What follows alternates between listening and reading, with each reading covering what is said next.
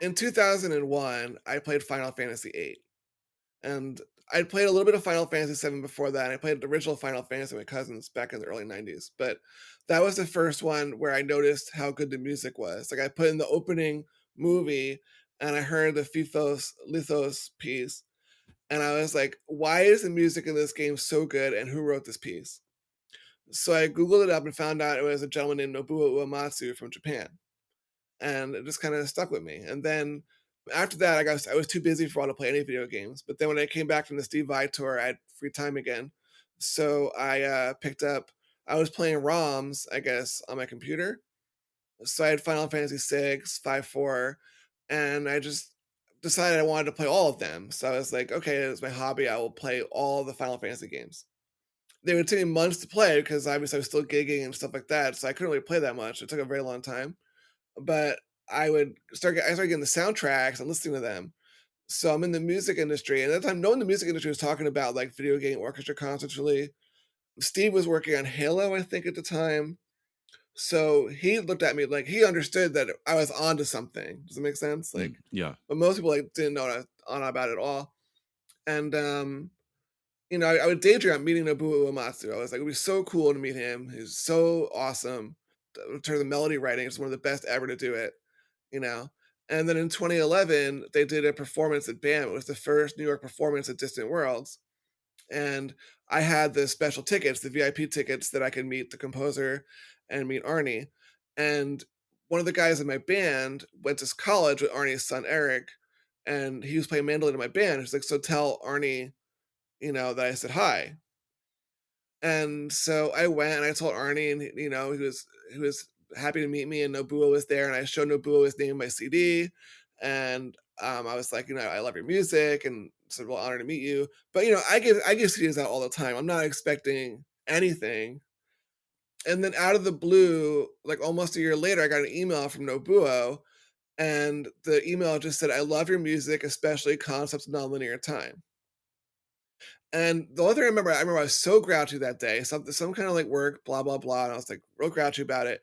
And I got this email and I was like, wow, my day is like just so much better now, you know? Yeah, right. And it was the start of just like I always tell my friends, like when I met Nobuo Uematsu in 2011, I didn't know it, but I just been hit by lightning, you know? And it started this relationship where I just kept not believing what was happening. Like Eric emailed me and I started a correspondence with him. And then I was like, oh, that's cool. Like they want to be friends. And then they had their Carnegie Hall show and I had free tickets and I sat next to Nobuo. We talked about it. And this is Carnegie Hall premiere. And I'm like, I can't believe I'm at Carnegie Hall sitting next to Nobuo Uematsu, who is Right. my friend. And you know what I mean? Like, so Yeah, it yeah, just yeah. sounds like a fictional story. And then at the after party was really where I should have like thought I was being scouted or something. It should have occurred to me. But I'm hanging out with the creator of Final Fantasy, and Arnie's there, and Eric's there, and Nobuo's there, and it's awesome. And you know, and then like a year later, I got an email about working for the Mannheim Steamroller through Arnie and Eric. And then so I did that job. But even then I was like, I'm never gonna work on Distant Worlds. Like that's their flagship production. Yeah. Like it's so cool I get to work for them at all. And then we did Undertale Live. And then during the pandemic, I started working on the Final Fantasy VII Remake Orchestra World Tour. And even then, I was like, this is a one shot deal. Like, they just need more people because of the pandemic. And then next thing I know, I'm in Japan. and while the country's closed, like the Right. Japanese consulate gave me a special talent visa so I could go to Japan and help with their 30th anniversary concerts. Yeah. And I'm sitting, right outside of Square Enix with Koji Fox, who's the lead singer of the Final Fantasy 14 band, The Primals, and writes a lot of lyrics for the songs. And I'm having the same conversation. I'm like, I can't believe I'm here. I can't believe I'm here. And he's like, well, believe it, you're here. You're a part of the story. And I'm just in dumbfounded disbelief. I was only a fan of like one video game, and that was the one I get to like do stuff with. I'm just very lucky. I'm very lucky. How much of your work now as a composer is this? I mean, it's very close to 100% now, in the sense that the time I'm able to spend working on music is spent working on these tours. But it's just such it's the best way to. I mean, first of all, I love it and it's a lot of fun and it pays really well. So those are all really good things, Right. you know. Right. But just that I can be a small part of something that brings so much joy to so many people. Like you go to the concert and you don't go to, you go to a lot of orchestra concerts, you understand. It's not normal to go to an orchestra concert and have like 5,000 people between the ages of 18 and 25 in full costume screaming like it's a rock concert, you know?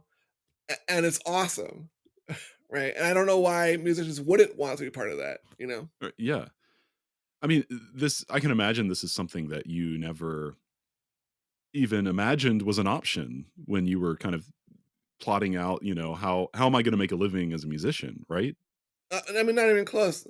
Even when I was at the show, I remember looking at the credits thing. I'm like, how do you get a gig like that? you know? Yeah. That's what I'm like, wondering. Like, how yeah. can I do this? I think part of it was I was in early enough that I stood out. But now there's like tons of musicians doing this stuff. You know what I mean? Like serious Yeah. musicians who are into it. So, can you kind of walk us through, like, obviously, you don't have to give away any secret ingredients, but, like, how does working as an orchestrator and arranger differ? Like, how does your process differ from when you sit down to write, like, original music? It is so much faster because I don't have to write the music. Like we did the Beach Boys Christmas tour. It was the only full orchestra tour they did in their 60-year history, and I was one of the primary arrangers for that. And just I always look at it as I'm in their playground. A lot of arrangers want to put like their own personal stamp on things, Yeah. but I felt like I do have the Chris Opperman show. It's a real show that I can put on anytime I want. I don't need to. I don't have the need to like assert myself that way. So I'm actually like kind of minimally evasive. You know what I mean? Like I try to present a bigger version of what's already there. So I don't really tend to add things. Like I'll add like some stuff sometimes, but very thoughtful and very conservative. You know what I mean? Because I want to present, well, the thing I definitely don't want to do, I definitely don't want to classify it where like now because it's classical music, I have to add counterpoint or add, Yeah. these kind of traditional forms to it or insert that conceit on it. I don't want to do that. But I try to make the object as true to what the composer was thinking as possible, but make it larger or make it fit the chamber music ensemble or you know what I mean? Like fit the paradigm that it's in, but in a kind of authentic way.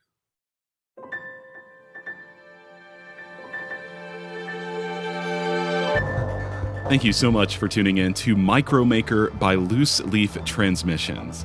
We hope you enjoyed this brief glimpse into the inner workings of the creative life. If this resonated with you, be sure to check out the full conversation on Music Maker with Tyler Kline, a podcast exploring craft and process, philosophy and inspiration, and the honest, often messy parts of being an artist, creative uncertainty, purpose and identity, and resilience. You can find Music Maker wherever you get your podcasts or by visiting musicmakerpodcast.com.